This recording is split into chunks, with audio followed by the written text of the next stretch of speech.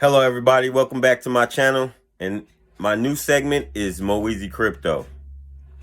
We already have Moeezy Spanish, Moeezy English, and now we have Moeezy Crypto, and who knows what else will be next.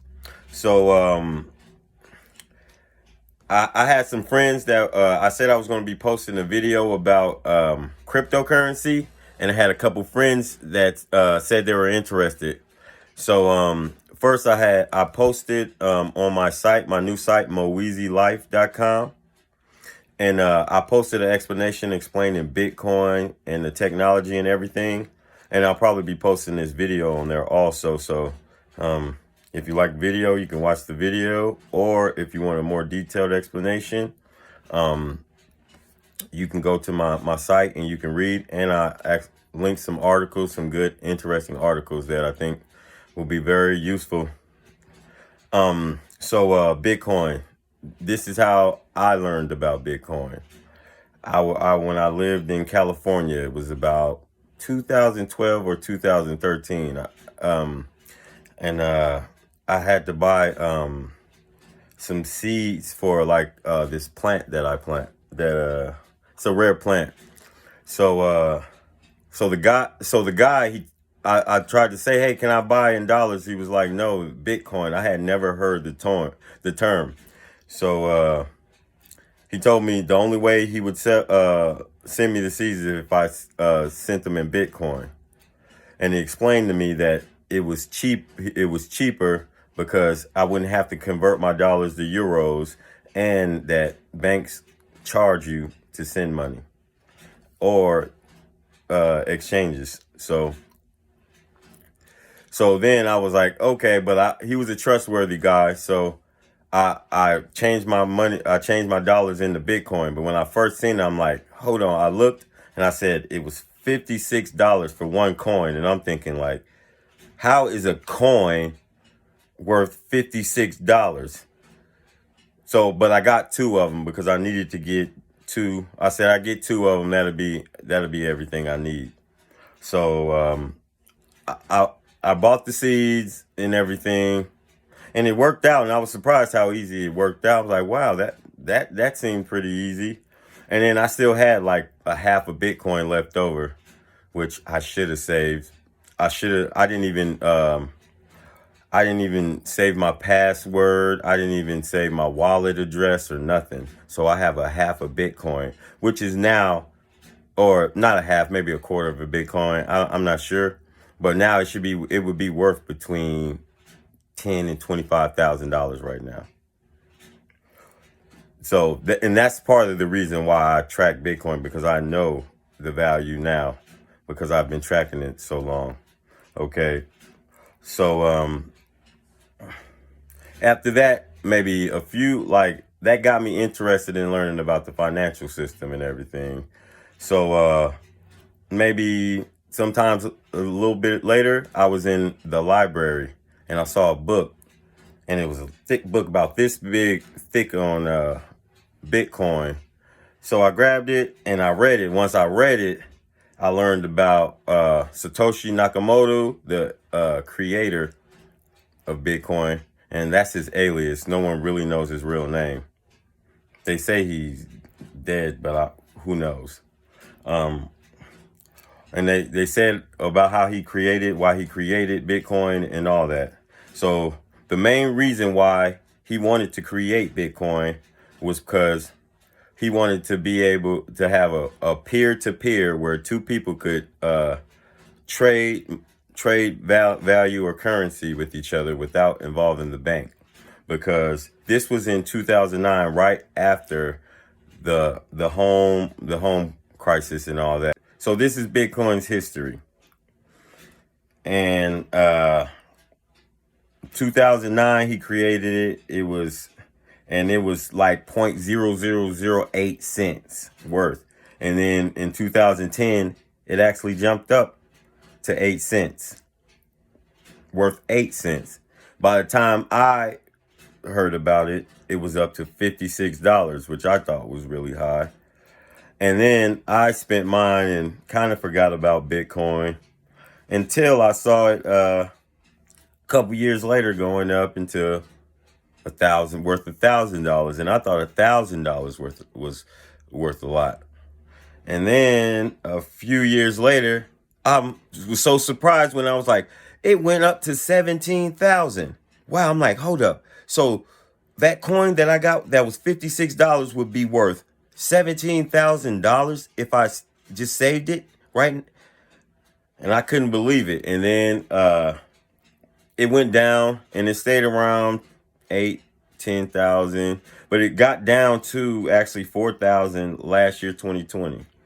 And then all of a sudden in 2021, shot up to 32,000, just like a few months ago from now. And that was maybe in December 2020. And now it's up to 50,000 and hit 58,000 right now. And it's actually starting to go up now because now Elon Musk, the richest man in the world, also the owner of Tesla and SpaceX, he just invested $1.5 billion into Bitcoin. And the owners of Cash App, Square, they've just invested and recently invested more into Bitcoin. And now MasterCard and Visa, you can actually, you'll be able to, you can already spend Bitcoin anywhere where they take Visa, and pretty soon it'll be MasterCard too. So Bitcoin's being widely accepted, so the value is going to go up. But I'm going to explain to you how cryptocurrencies work and why the difference between the dollar and why that Bitcoin is better than the dollar. I should say this. Okay, here's how our banking system works. So the dollar, they actually want the dollar to have 2% inflation. And with 2% inflation, that means every dollar over 30 years would lose half its value. So you have half of its buying power. And if you really look at it, just think about it. When you were young, everything was probably about half the price or even more, like even less than that. So your dollars are losing value. So if you have money in the bank for 30 years, it's going to lose its value, and interest rates are at almost zero now. So you're not going to gain any interest on your money that you're saving. You're only losing value through inflation. And they've been printing out more money than they ever have been printing out. So if you look, almost half the dollars in existence were printed out last year, and we have another stimulus coming. So there's going to be more. Maybe we'll break a new record this year.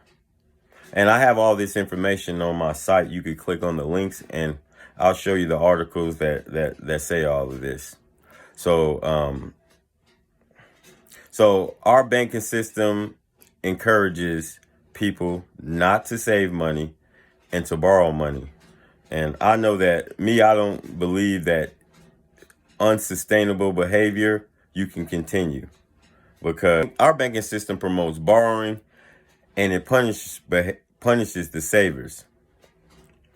So that's why our interest rates are almost zero. They're at 0.25%.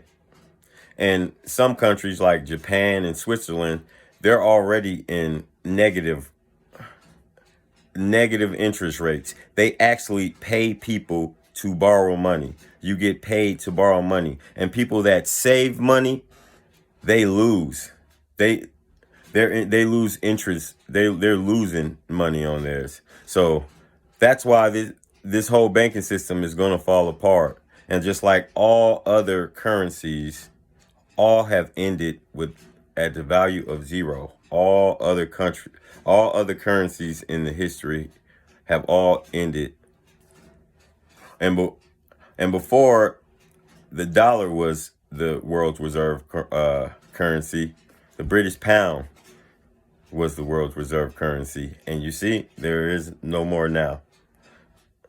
There is no more pound now. But with that in mind, the creator of Bitcoin, he wanted to create something that kept its value and couldn't be and it couldn't be copied. So by doing this, he created the technology called blockchain technology. So here's the blockchain. Okay. They call it the blockchain, because it's like a ledger. It's like blocks of information. Each 10 minutes, there's a block of information with all the transactions that just happened each 10 minutes. And they have a network of computers verifying to make sure all these transactions are correct. And the whole network of computers has to agree. So there can't be so that's what makes it hard for someone to try to hack into it. And he also wanted to make sure that no one could double spend, like try to spend again. So everything on this ledger, every time there's a transaction, it's time stamped and it goes on the ledger. And the network of computers, which they are miners, and I'll tell you all about Bitcoin mining too. I actually have where you could mine Bitcoin from your home computer too. Because they have the software that will actually, verify the blocks, help verify the blocks too for you on the computer. So each 10 minutes, there's new blocks of information, and the miners are verifying that everything is correct. And then the next block goes on to the blockchain. That's why they call it the blockchain, because it's like a chain of blocks, and it goes all the way back to when the first Bitcoin was spent. It's actually, the blockchain is a public ledger where anyone can go see. So you actually can find out who has the biggest wallet on Bitcoin, and places like who has the most in the different wallets, but you won't know who they are because there's just like a code or something. Every wallet is encrypted anyway. And that's why they call it a cryptocurrency, because the wallet that you get your Bitcoin in is encrypted. It's like there's no way you could get into it or not. So that's why it's called a cryptocurrency. So, and then that's why they use the blockchain. They actually use the blockchain, and that's why Bitcoin gets counterfeit. The dollar is way easier to counterfeit than the Bitcoin. And also, he also wanted to make sure that, and I know I keep maybe stuttering, I'm just going off the cuff, I have no script. So he also wanted to make sure the problem with inflation was taken care of, because like the dollar, they could just, when they need more money with the dollar, they just print them out, and they could just print them out for, like, there's a war, just print out more dollars. So this is how Bitcoin is. He made it to where there would be only 21 million Bitcoin the whole time. And there would be, in the beginning, there would be a lot of Bitcoin, and then the number would slowly go down. It would slowly go down to when there wouldn't be none. And as of now, there's been a little bit over 18 million Bitcoin, and we have about less than 3 million. There's supposed to be 21 million altogether. So we have about less than 3 million. That's why that value is really going to go up. And then once it goes, and then it's going to stay up, because there's not going to be no more Bitcoin. And if you understand supply and demand, you understand that. And the people that say, hey, why don't they just print more money? You probably won't understand what I'm talking about. But the people that understand why you can't print, just can't print money, you'll understand how how that works. So that's Bitcoin, and that's the blockchain, the chain of information. So now they actually have more coins, and that has evolved. Like Ethereum, that's they use the blockchain, but you can build on, like, people can program apps onto their blockchain, and their blockchain isn't just for currency, because a blockchain really is just a list of information. You can verify transactions, you can verify almost anything. Like, I see the day where everybody's social security number will be in the blockchain, and you'll be able to walk up to people and know if you're related to them because the information will be on the blockchain. But I don't know what I'm talking about. So now Ethereum has it to where they have smart contracts. So they're really starting to take in. So Bitcoin took the bank out of the way, where you didn't need the bank to for the fees and all that to transfer money or to hold your money.